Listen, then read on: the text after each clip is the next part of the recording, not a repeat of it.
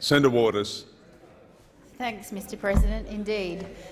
My question is to the Minister representing the Minister for Sustainability, Environment, Water, Population and Communities, Senator Conroy.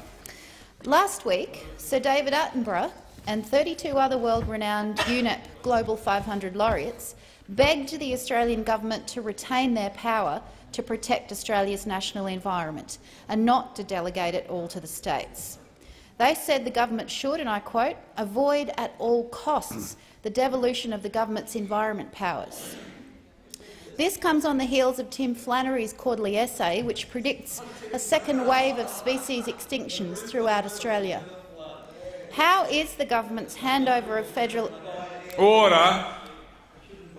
Order. Order. Order. The senator is entitled to be heard in silence. Order. Order.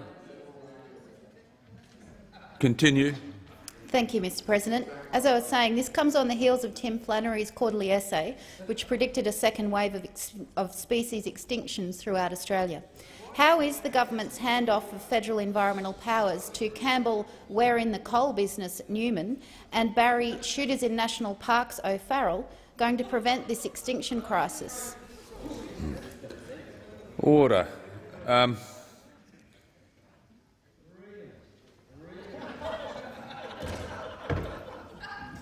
The Minister representing the Minister for Sustainability, Environment, Water, Population and Communities, Senator Conroy. Merry Christmas, Mr President. Can I wish you? Mr President, well, I don't know. I'm sure that Senator Birmingham is champing at the bit. Senator Conroy. My apologies just for come straight acknowledging to the interjection, Mr President. But, Mr President, the government is working closely with the states and territories to implement the COAG agreement to meet the deadlines of developing standards by December 2012 and agreeing new bilateral arrangements for the accreditation of assessment and approval processes by March 2013. These reforms are about eliminating duplication and making processes more efficient for business. They are not about reducing standards or winding back environmental protection. High environmental standards will be maintained and businesses will benefit from reduced regulatory burden. Mr President, the EPBC Act has made a significant contribution to environmental regulation in Australia. These COAG reforms are consistent with the government's commitments made in response to the independent review of the EPBC Act Minister Burke announced on 24 August 2011.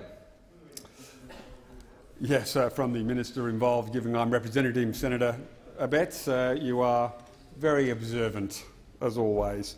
Mr President, the Australian government is involved with the national agenda for reform of environmental regulation, and the minister announced the government's response, and the Environmental Department and Minister Burke has pursued these reforms actively, and we're consulting with many groups, including the Business Advisory Forum, prior to COAG, and the COAG process is continuing, and if there's any further information that is available to assist the Senator, I will seek it from Minister Burke. Senator Waters.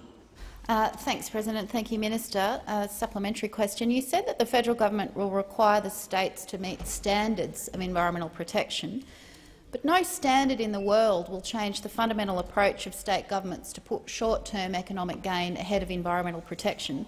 So when will you stop selling out Australia's environment to the highest bidder? The Minister. Mr President, I fundamentally reject the premise of the question. The standards will ensure high environmental outcomes are maintained. On the 2nd of November 2012, the Minister released a draft framework of standards for accreditation. The draft standards, along with the accompanying statement of environmental and assurance outcomes. The draft standards were released so that people could be clear on what the draft standards were and the approach the government would take to the negotiation of the bilateral agreements with states and territories, and to assure there were no omissions.